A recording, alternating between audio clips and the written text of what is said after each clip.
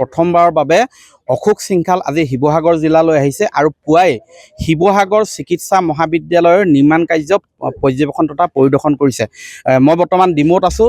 ডিমৌৰ সেই স্থানত আছোঁ য'ত শিৱসাগৰ চিকিৎসা মহাবিদ্যালয়খনৰ নিৰ্মাণ কাৰ্য চলি আছে। প্ৰায় 123 বিঘা ভূমিত 500 কোটি টকাৰ প্ৰস্তাৱিত ব্যয় সাপেক্ষে নিৰ্মাণ কাৰ্য চলি আছে শিৱসাগৰ চিকিৎসা মহাবিদ্যালয়ৰ। শিৱসাগৰ যি চিকিৎসা মহাবিদ্যালয় নিৰ্মাণ কাৰ্য চলি আছে বৰ্তমান কিমান অগ্ৰগতি? প্ৰায় 30 পৰা 35% অগ্ৰগতি হৈছে আৰু মই ভাবোঁ যে অহা বছৰ আমি মেডিকেল কলেজটো আমি আৰম্ভ কৰিব পাৰিম।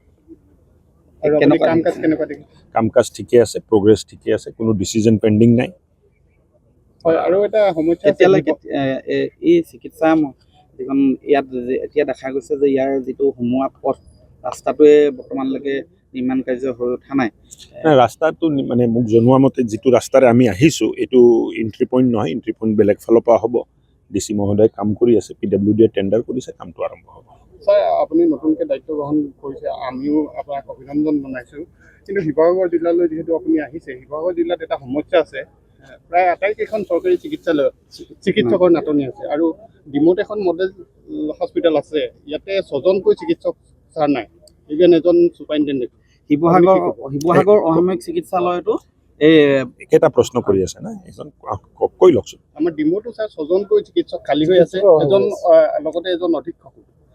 এই বিষয়টো ছাৰ বহুত সমস্যা হৈছে। 2 বজাৰ পিছত আমাৰ ডিমৌ হস্পিটেলত ছাৰ এটা অভাৱনীয় পৰিস্থিতিৰ সৃষ্টি হয়। এজন চিকিৎসকে দায়িত্ব পালন কৰি থাকে, ৰোগীয়ে দীঘলীয়া শাৰী পাতি থাকিবলগীয়া। 2টা বজাৰ পিছততো OPD বন্ধ হৈ যায়। নাই, আমাৰ মডেলখনত ছাৰ খোলা থাকে। OPDটো 2টা বজাত বন্ধ হৈ যায় ন? অকল ইমাৰ্জেঞ্চি খোলাত মোৰ কথাটো বুজি লওক। ডক্তৰৰ নাটনি এই প্ৰশ্নটো সদায় আহি থাকে। OPD অৰ্থাৎ ৰোগীক বাহিৰত চোৱা, বাহিৰত মানে নিজৰ চেম্বাৰত চোৱা হস্পিটেলৰ, এইটো OPD বুলি কয়। IPDটো হ'ল যেতিয়া ৰোগীক এডমিট কৰা হয়, IPD বুলি কোৱা হয়। OPD ৰাতিপুৱা 8টা বজাৰ পৰা 2টা বজালৈ চলে। 2টা বজাত OPD শেষ হৈ যায়। IPDৰ যেতিয়া এডমিশ্যন হৈ গ'ল, ডক্তৰৰ দায়িত্ব আছে দিনটোত যেতিয়া যিমান দৰকাৰী আছে পেচেণ্টক চোৱা চিতা কৰিব, যেতিয়া যি ঔষধ দিব লাগে তাৰ কাৰণে নাৰ্ছিং ষ্টাফ থাকে। ইমাৰ্জেঞ্চি হ'লে এজন ডক্তৰ ইমাৰ্জেঞ্চিত থাকে। আপুনি যদি 4টা বজাত OPDত যায়, 4টা বজাত OPDত মানুহ নাপাব আপুনি। আমাৰ মানুহৰ হৈছে কি যেতিয়া মন যায় তেতিয়া যাব, তেতিয়াহে ডক্তৰ পাব লাগিব, তেনেকুৱা ব্যৱস্থা নাথাকে। মেডিকেল কলেজো আনকি নাথাকে। মেডিকেল কলেজতো OPD 2টা বজাত শেষ হৈ যায়।